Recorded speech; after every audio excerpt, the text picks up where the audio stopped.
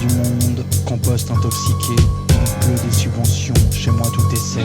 Ventre vide, poumon plein, cerveau qui s'affaisse, serre le vis, s'enfonce le clou un peu plus loin. 9 degrés dans le gosier, réveil houblonné, l'île news, grosse envie de trucider.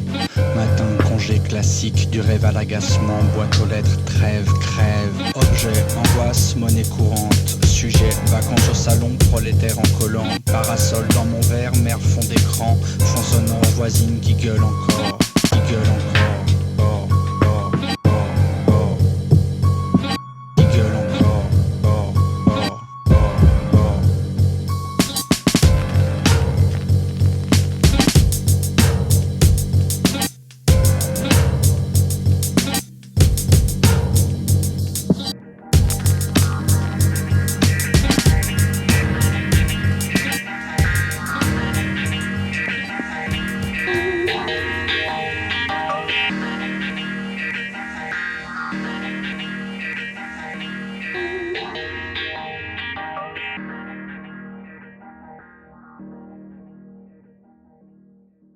Moi, je travaille pour le magazine économique Bilan.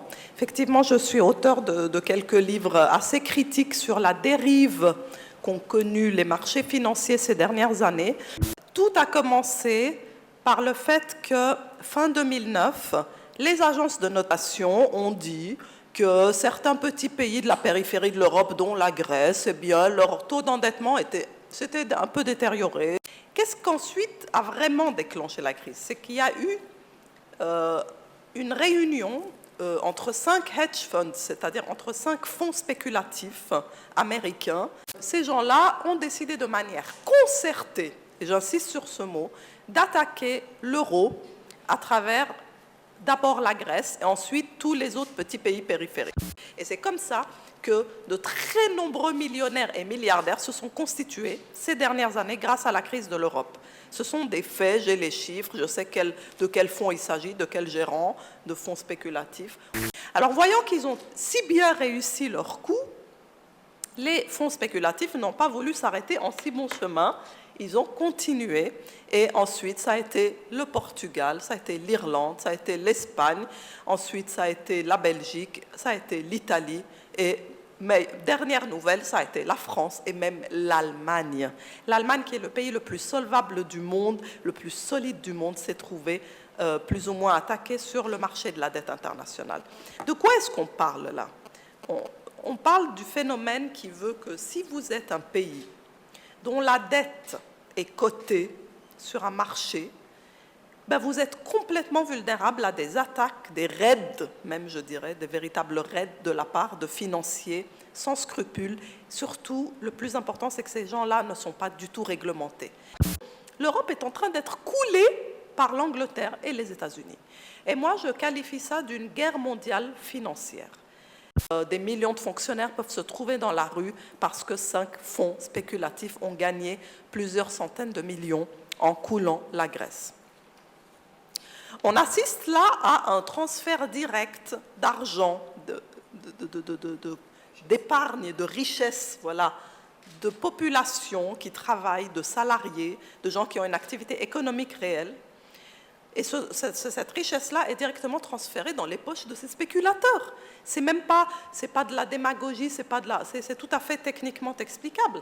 C'est qu'en coulant cette dette et en gagnant sur la chute, la différence entre le prix de départ et le prix d'arrivée de la chute de cette dette, ces spéculateurs empochent des millions et après, ce pays est obligé de se mettre à une austérité monstrueuse. Il est obligé de geler, voire de réduire les salaires de ses fonctionnaires, d'être en récession économique, son marché de la consommation s'écroule, il est même en dépression. C'est l'austérité. Donc des millions de gens, en fait, doivent se serrer la ceinture pour subventionner ce que font des spéculateurs. Et pourtant, tout se passe comme si la crise nous était tombée, je ne sais pas, de la planète Mars. Personne ne dit d'où vient la crise. Tout le monde dit oui, c'est la crise. Ça nous est tombé sur la tête. Malheureusement, la Grèce est en crise et maintenant c'est l'Italie qui est en crise et on ne sait pas pourquoi. Les inégalités sont criantes. Pourquoi? Parce qu'il y a une aristocratie financière. Je sais que le professeur Chouard n'aime pas que j'utilise le mot aristocratie, mais je veux dire une oligarchie. Une oligarchie, une élite de la finance qui échappe à toute réglementation, qui a pomper d'abord les richesses de millions d'Américains dans la crise des subprimes, puisque des millions d'Américains aujourd'hui, 46 millions d'Américains sont à la rue suite au fait que leurs logements ont été saisis et ils sont à la soupe populaire. Et ça fait des États-Unis un quasi-pays du tiers-monde, chose qu'on ne dit pas non plus. Après avoir pompé tous ces millions de pauvres émigrés qui espéraient accéder à la propriété immobilière, le monde de la spéculation s'est reporté sur la dette souveraine européenne. Jamais un président américain n'avait autant été financé par Wall Street. Wall Street a décidé que son candidat était Obama et ils l'ont vraiment porté au nu, ils l'ont financé, ils en ont fait vraiment un président, ils l'ont rendu présidentiable. Ça remontait déjà très loin dans sa carrière qui avait commencé à Chicago où il faisait du courtage immobilier. Il était très accoquiné avec les milieux de la finance. Quand il est arrivé au pouvoir, il a bien cherché à moraliser la finance, à plafonner les bonus, mais très vite, les puissantissimes gérants de hedge funds lui ont fait comprendre que ça n'allait pas. En juin dernier, ils ont tous viré de bord et sont passés au camp républicain, simplement parce qu'il avait essayé de dire qu'il y avait deux ou trois choses qui n'allaient pas dans le secteur de Wall Street. Voilà où en est l'état de la démocratie aux États-Unis. Il n'est plus possible de chercher à juguler les débordements gigantesques des spéculateurs américains, parce que ces gens-là sont extrêmement puissants, ils sont très proches de ceux qui gèrent le Trésor américain. Le département du Trésor a un temps a été géré par Hank Paulson, Henry Paulson, pardon, qui était l'ex-patron de Goldman Sachs.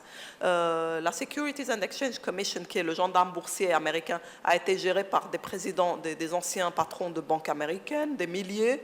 La Réserve fédérale américaine est extrêmement proche de Wall Street et de la Maison-Blanche. Tout est imbriqué, tout le monde se connaît.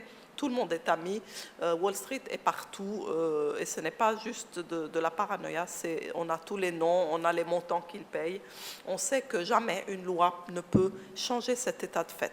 Donc, les chefs d'État européens sont devenus des CEO, des patrons en fait, qui répondent à des actionnaires, qui sont les marchés, et plus du tout aux citoyens. Les citoyens, eux, à quoi ils servent? Ils servent à payer les crises générées par les actionnaires, c'est-à-dire les marchés. C'est une dérive absolue à laquelle aucune démocratie, aucun système de valeurs, comme le système de valeurs qui a fait l'Europe, qui a fait les États-Unis, ne peut survivre. Alors, le système est cassé, il ne marche plus, on l'aura compris. Je pense que le politique là-dedans, même le mot politique, perd beaucoup de son sens parce que au jour d'aujourd'hui, l'économie régit vraiment l'essentiel de nos vies. Et le pire, c'est que cette complexité fait que ça nous échappe très souvent. Et donc, on est relativement docile face à ça, parce que qui c'est qui s'intéresse au CDS, qui comprend? Mais le temps que tout ça soit réglementé, ce sera dans 10 ans. Eh bien, vous aurez eu une génération de milliardaires qui se sera créée. Donc, ils se sont achetés comme ça 10 ans, où dans le secret, ils génèrent des milliards, et c'est eux aujourd'hui, comme nous discutions tout à l'heure, ce sont les élites anglo-saxonnes de la finance, c'est vraiment la nouvelle aristocratie du monde. Donc il y a une méconnaissance du degré de férocité de la spéculation internationale qui est devenue aujourd'hui le moyen de faire de l'argent. Il m'a par exemple fallu enquêter pendant une année pour écrire un livre sur le fait qu'aujourd'hui, l'évasion fiscale est devenue un produit de riches, et qu'il existe un instrument qui s'appelle le trust discrétionnaire et irrévocable. Je mentionne au passage que c'est aussi un instrument anglo-saxon qui est devenu l'instrument roi de l'évasion fiscale. Ce n'est plus le secret bancaire suisse qui a été détruit maintenant, c'est le trust. Et donc, de la même façon que le trust a toujours échappé à toute réglementation, à tout échange d'informations fiscales, qu'il a été au-dessus des lois, qu'il est destiné aux plus grandes fortunes, de la même façon, les dérivés financiers qui servent à créer d'énormes fortunes, à flouer des États, à couler des États et à appauvrir des millions de gens, ça reste au-dessus de toute réglementation et de toute même connaissance, parce que c'est tout simplement beaucoup trop complexe et souvent même beaucoup trop coûteux à enquêter, pour démanteler, pour dévoiler. Personne au niveau des États aujourd'hui n'a ni l'énergie, ni la motivation, ni le soutien pour pour aller dans ce domaine-là et en fait percer cette bulle, crever cet abcès, aller vraiment dévoiler ce que sont ces instruments qui constituent pour moi aujourd'hui le trou noir du capitalisme. Je vous remercie de votre attention. Je ne sais pas si je suis dans les temps, mais merci beaucoup.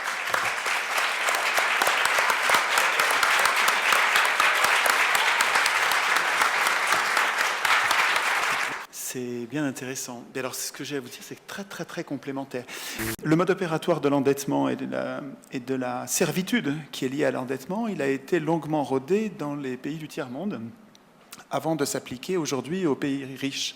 Et en fait, les États auraient besoin d'un outil dont on les a privés, qui s'appelle la création monétaire. L'État pourrait, s'il le voulait, quand il a besoin d'argent pour emprunter quand il a besoin d'argent pour construire un hôpital ou une voie ferrée, il pourrait très bien emprunter auprès de sa banque centrale. La banque centrale, c'est lui-même, c'est nous. C'est une autre institution qui devrait nous appartenir et avec lequel on devrait pouvoir créer la monnaie dont on a besoin pour financer les services publics et les investissements dont on a besoin. Ce qui s'est passé en France, c'est que l'État, en fait, pas l'État, des humains, en chair et en os, certains humains, des traîtres absolus, des traîtres, des gens qui nous représentaient, qui devaient nous défendre, ont décidé qu'à partir d'aujourd'hui, en 1973, l'État ne peut plus emprunter auprès de sa banque centrale. Pour un citoyen normal, c'est incompréhensible. Personne ne peut comprendre ça. L'État ne peut plus emprunter auprès de sa banque centrale, et alors ? Qu'est-ce que ça peut me faire? C'est super important, c'est ce moment-là. Qu'est-ce que ça veut dire en clair? Quand l'État ne peut plus emprunter auprès de sa banque centrale, ça veut dire qu'il faut qu'il emprunte auprès des marchés financiers, auprès de ceux qui ont de l'argent. Contre-intérêt.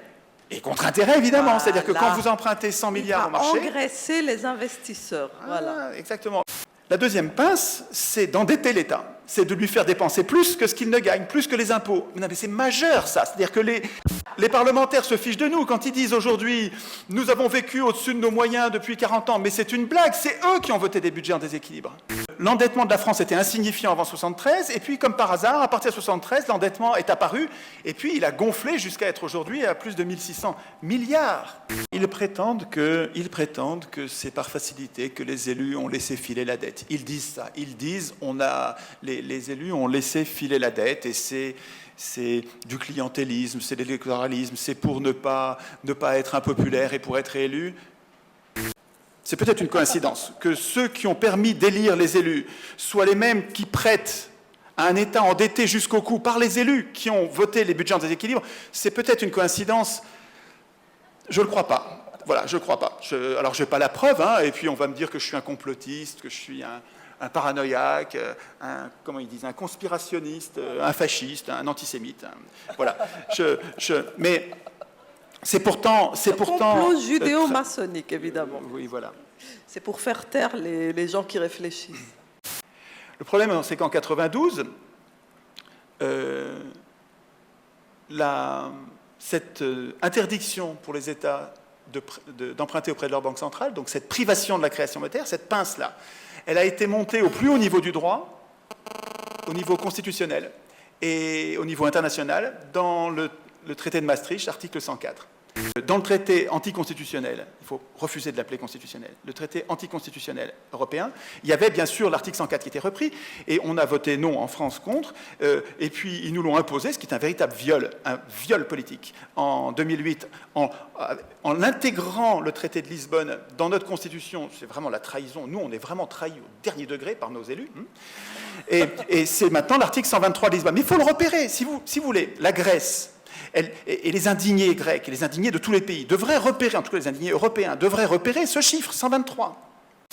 L'article 123 du traité de Lisbonne interdit aux États d'emprunter auprès de leur banque centrale, donc impose aux États d'emprunter aux marchés financiers, enfin à ceux qui ont de l'argent, c'est-à-dire aux riches. C'est-à-dire à ceux dont, comme par hasard, on a baissé les impôts, ce qui leur libère de l'argent pour prêter à l'État, mais cette fois-ci, au lieu qu'on leur prenne, ils nous le prêtent et il faut qu'on leur rende, et en plus, il faut qu'on leur rende un intérêt. Ils s'en sortent bien. La vraie cause de notre problème, c'est que les élus sont élus grâce à l'argent des riches et rendent prioritairement, via la campagne électorale, comme vous le faisiez tout à fait remarquer à propos d'Obama, mais c'est pareil pour tous les élus d'Europe, hein, pour tous les élus du monde. Le mécanisme de l'élection et alors là j'arrive sur le droit constitutionnel, le mécanisme de l'élection, il n'est pas seulement aristocratique, c'est-à-dire qu'il consiste à nommer les meilleurs. Aristos le meilleur. Quand j'élis quelqu'un, je désigne par définition le meilleur. Il est antidémocratique, le mécanisme de l'élection. Mais surtout, par le mécanisme de l'élection du gouvernement représentatif qui a été mis en place pendant la Révolution française, la Révolution américaine, il y a 200 ans. Ce mécanisme-là nous conduit, nous, à élire des gens que nous n'avons pas choisis, qui ont été choisis par des partis politiques, et ceux qui sont élus sont ceux qui ont fait la meilleure campagne électorale. Or, la meilleure campagne électorale, c'est celle qui coûte le plus cher. Il y a des exceptions. Ce que je veux dire, c'est que nous défendons, nous, les gens humanistes qui cherchons une justice sociale, de gauche comme de droite d'ailleurs, hein, nous défendons nous-mêmes, comme une vache sacrée, l'outil de notre oppression politique, en défendant le suffrage universel, qui est un faux suffrage universel. Un pouvoir, ça va jusqu'à ce que ça ait une limite. Montesquieu. Ce truc-là tombe, et il s'arrête quand il y a une limite. Et la mécanique du pouvoir, elle est aussi inflexible que ça. Les pouvoirs, ça va jusqu'à ce qu'il y ait une limite. Donc, ce qui est très important, disait Montesquieu, et c'est super important, il faut qu'on se rappelle ça.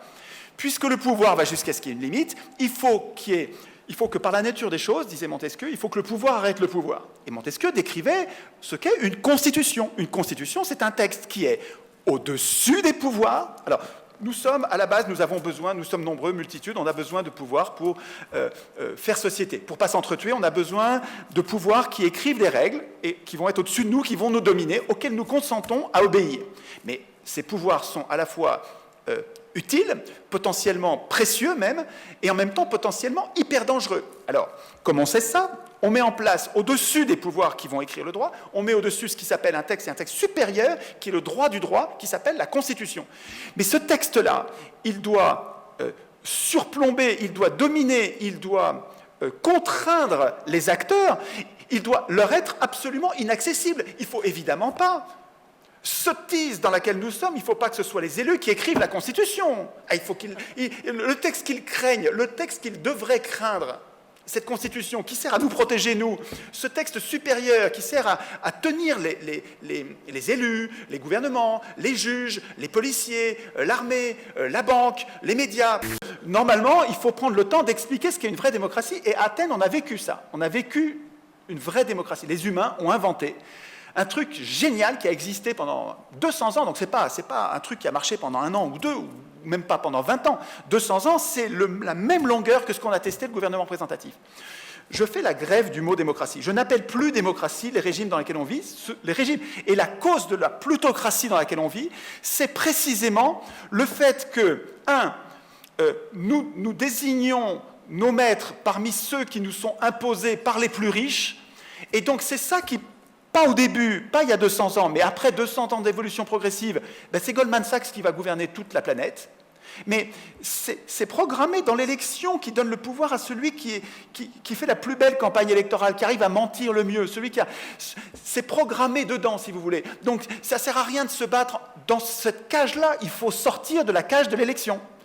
Tant qu'on sera dans la cage du faux suffrage universel, la fausse démocratie, on aura perdu la création monétaire et on aura perdu le contrôle des hommes politiques. C'est-à-dire que ça ne sert à rien de dire « Sarkozy ne fait pas ceci ». Sarkozy, il fait ce pourquoi ceux qui ont payé sa campagne électorale l'ont élu, l'ont fait élire. C'est client, exactement. Ce n'est pas une fatalité du tout. On est juste dans un système qui est un balbutiement. On est sorti de l'ancien régime qui était une catastrophe, un épouvantable système féodal de la loi du plus fort avec un système de caste. Je ne veux pas revenir à l'ancien régime, évidemment. Mais on en est sorti pour mettre en place un régime que peut-être à l'époque ils croyaient que c'était mieux. Ils détestaient la démocratie et ils ont mis en place un régime en se disant ça va être mieux. Admettons qu'ils l'aient cru en 1789, mais nous, après 200 ans de pratique, on voit bien que le suffrage universel, il nous conduit à élire nos maîtres qui sont au service... Enfin, il y a 3 ans, on ne le voyait pas. Aujourd'hui, ça se voit que nos maîtres obéissent aux banques. Ça se voit. Mais c'était déjà le cas avant. Simplement, aujourd'hui, c'est criant, criant de vérité. On ne peut pas rater ça. Hein. Je crois que ça se voit que nos représentants ne servent pas l'intérêt général, ils servent ceux qui les ont fait élire, c'est-à-dire les banques. Oui, je voulais parler du keynésianisme, si on peut juste dire aussi qu'à l'époque où tous ces chefs d'État ont consenti cette concession majeure de faire qu'on emprunte auprès des marchés et non plus auprès des banques centrales, il y avait la montée du dogme keynésien, hein, que je pense est complètement fallacieux, qui veut qu'il est tout à fait positif, et on a un regard très positif sur le fait qu'un État s'endette en vue d'une croissance future. Le keynésianisme ne s'applique qu'en période de crise. C'est-à-dire qu'en période de crise, et il a raison Keynes, le seul acteur contracyclique, le seul qui est capable d'avoir une politique contracyclique, puisque le marché il est toujours procyclique, le marché il est moutonnier, donc tout le monde va toujours dans le même sens. Et quand on est en situation de dépressionnaire, quand on a basculé, on est passé de l'euphorie, et puis on change, maintenant on est triste et on est pessimiste, il y a un système qu'il faut expliquer, que je ne vous ai pas expliqué encore, qui est très important, lié à la création monétaire, qui fait que nous créons de moins en moins de monnaie. En période d'euphorie, donc les périodes qui précèdent toutes les crises, les périodes où les banques prêtent, et nous empruntons, nous participons au truc, hein, parce que la banque, elle ne crée pas la monnaie sans qu'il y ait des acteurs qui viennent emprunter. Hein, il faut qu'il y ait les deux pour que la création monétaire ait lieu. Et donc, dans les périodes d'euphorie, nous créons beaucoup d'argent, la baignoire se remplit, et nous prenons trop de risques. Les acteurs prennent des risques avec de l'argent qui n'est pas le leur. Ils arrivent à parier parce que les banques prêtent, parce que tout le monde y croit. Puis à un moment, la tendance se retourne, et parce que les gens savent bien, quand ils parient comme ça sur l'avenir, ils savent bien que les arbres ne montent pas jusqu'au ciel, et qu'à un moment, ça va se retourner. Donc tout le monde attend le moment où il va falloir vendre avant les autres pour pas se faire plumer. Et donc quand ça commence à se retourner, là, ça se retourne à toute vitesse, là, tous les moutons changent de sens et se précipitent dans l'autre direction. Et cette fois-ci, en n'empruntant plus, nous n'empruntons plus, nous les acteurs, parce que nous ne faisons plus confiance à l'avenir. Et puis les banquiers ne nous prêtent plus non plus, et donc vous avez comme le robinet qui s'arrête. Le robinet du crédit qui s'arrête, et là vous avez la baignoire qui se vide. Pourquoi elle se vide? Parce que les échéanciers, ils continuent, et ça se vide relativement vite. C'est-à-dire qu'en fait, la baignoire se vide, et là, le chômage apparaît. Mais c'est absurde ce système qui nous fait dépendre de notre humeur. Rendez-vous compte que nous avons un système qui régule la création, la masse monétaire en fonction, vous avez compris le mécanisme qui fait que quand nous sommes heureux, nous avons trop de monnaie, et quand nous sommes malheureux, nous n'en avons plus assez et nous sommes condamnés au chômage. Mais système débile, véritablement. Et ce que disait Keynes, c'est que en période de chômage, en période de difficulté, cette période où on est en train de s'assécher, on est en train de crever, et puis alors c'est procyclique, quand on crève, on produit de moins en moins, donc on y croit de moins en moins, il y a de plus en plus de monde au chômage, donc c'est vraiment auto-entretenu les phénomènes, dans un sens comme dans l'autre. Et ce que dit Keynes, et ça je pense que c'est imparable, hein. L'école autrichienne voudrait nous faire croire que c'est le contraire, mais ça ne tient pas debout. Ce que dit Keynes, c'est que dans cette période-là, il n'y a qu'un seul acteur qui soit capable d'avoir une politique contracyclique, c'est-à-dire de faire ce que personne ne veut faire, c'est faire confiance, et qui soit capable de dépenser beaucoup d'argent pour relancer la machine, pour recréer la confiance. On a vu l'échec complet de cette politique pendant ces 10 dernières années. Pourquoi? C'est pas parce qu'on n'est pas d'accord, vous et moi, le keynésianisme, dans un cycle normal d'euphorie ou de dépression, le keynésianisme est une bonne solution pour anticiper, pour donner un coup de pouce à l'économie, pour générer la croissance et améliorer le moral et relancer stimuler la consommation. Mais depuis 12 ans aux États-Unis, c'est un échec complet. Ils ont fait monétarisme après monétarisme après monétarisme, c'est-à-dire keynésianisme après keynésianisme. En mettant l'argent dans quelle poche? En mettant l'argent dans quelle poche? C'est ça le problème. Voilà. En mettant l'argent dans les poches des plus riches. À la base, les États-Unis étaient dans une crise d'endettement. Les États-Unis étaient dans une crise de crédit. Le keynésianisme ne fonctionne pas si vous avez déjà une société qui est complètement en état d'ébriété, noyée dans le surendettement, et que vous voulez régler ça avec encore plus d'endettement, c'est-à-dire le keynésianisme. Donc la recette n'a plus du tout marché aux États-Unis, et on l'utilise à mauvais escient, et on le sait. Le président de la réserve monétaire, la réserve fédérale américaine, sait très bien que le keynésianisme ne s'applique pas quand on est surendetté. Et l'école autrichienne a raison là-dessus. L'école autrichienne dit, si on est surendetté, la solution, c'est l'austérité. Il ne faut pas gommer le mot austérité de son vocabulaire. Il ne faut pas se surendetter à l'infini. Les États-Unis sont d'une spirale de surendettement qui va les mener jusqu'à la faillite. Et ils sont déjà techniquement en faillite aujourd'hui. La seule chose qui les maintient un peu, c'est la manipulation de l'information, la planche à billets, la crise de la zone euro. Mais les États-Unis sont en faillite suite à cette recette excessive de création de dettes. quand vous dites c'est un échec, mais parce qu'on n'applique pas, on n'applique pas la technique de Keynes. La technique de Keynes, elle consiste à faire des grands travaux qui font travailler vraiment les gens, et pas mettre l'argent dans le casino des riches qui ne nous concerne pas. Toutes les injections monétaires aux États-Unis ne sont pas allées dans l'économie réelle, voilà pourquoi chez les échec. petites entreprises, dans le tissu économique. Ça ne va plus là, ça va dans la spéculation. Ah ben on est d'accord alors. Donc ce ne sont pas les politiques keynésiennes qui sont en défaut, c'est la mésapplication, la déformation au profit des plus riches, parce que ce sont comme vous disiez, ce sont les financiers eux-mêmes qui n'influencent plus le gouvernement, ils sont le gouvernement, et qui réorientent les Votre subventions. idée est parfaitement juste, mais il faut absolument qu'on dise ici que le keynésianisme aussi n'est pas une bonne idée parce qu'il y a surendettement des entreprises et des ménages et du gouvernement fédéral et des comtés et des villes et des États américains. Tout le monde est surendetté, ça, il faut absolument le dire. Oui. Le keynésianisme appliqué, c'est-à-dire endetter encore toutes ces entités-là, tous ces agents économiques sur du surendettement existant est une mauvaise idée. Donc d'abord des endettements, ensuite keynésianisme, c'est-à-dire permettre d'avoir accès à des liquidités, mais à l'économie réelle. Alors, évidemment, on n'a rien vu de tout ça. On n'a rien vu de tout ça. Moi, j'ai une solution, j'ai un truc. Un vrai truc. Hein, vous êtes bien le seul. Alors voilà, mais j'en parle nulle part. Et vous allez comprendre pourquoi on en parle nulle part. Donc, qui est capable d'instituer une constitution démocratique ? Sûrement pas les hommes au pouvoir. Jusqu'à 1789, tous les penseurs politiques, Aristote, Montesquieu, Rousseau, tous ils savaient tous que la démocratie c'était le tirage au sort. Dans la démocratie athénienne, pendant 200 ans, écoutez bien, ouvrez vos oreilles, pendant 200 ans, pas une seule fois les riches n'ont gouverné. Pas une seule fois. Toujours, 100%, c'est toujours les pauvres qui ont gouverné. Ce simple fait, 200 ans de gouvernement des pauvres, avec une société prospère, stable politiquement, une activité politique généralisée comme jamais l'humanité n'a connue. Moi, ça me dit, dans ma tête, je me dis, ça vaut le coup de creuser le truc. Le tirage au sort protégeait les citoyens contre les voleurs de pouvoir. C'est-à-dire que ça leur garantissait que jamais leurs serviteurs ne deviendraient leurs maîtres. Ça garantissait que les serviteurs allaient rester leurs serviteurs. Le tirage au sort, ça permettait d'affaiblir les pouvoirs. Le peu de pouvoir que les Athéniens déléguaient, ils les déléguaient par tirage au sort. Et en le contrôlant, bon, vous verrez dans d'autres conférences, il faudra aller regarder sur Internet pour trouver les conférences où je détaille ça, mais ils avaient mis en place des tas d'institutions de contrôle des tirés au sort. Les tirés au sort, c'était une charge, c'était pas un fromage comme ce que vivent nos élus. Alors je crois qu'en Suisse, vous faites attention à ce que ce ne soit pas un fromage, hein, parce que je crois qu'ils gagnent 600 € par mois et ils sont obligés d'avoir un métier. Donc vraiment, le régime suisse se rapproche de la démocratie par plein de points très, très importants. C'est-à-dire le système, chaque fois, crée des cracks de plus en plus grands. Depuis 1999, depuis la bulle Internet, on a eu des cracks de plus en plus importants.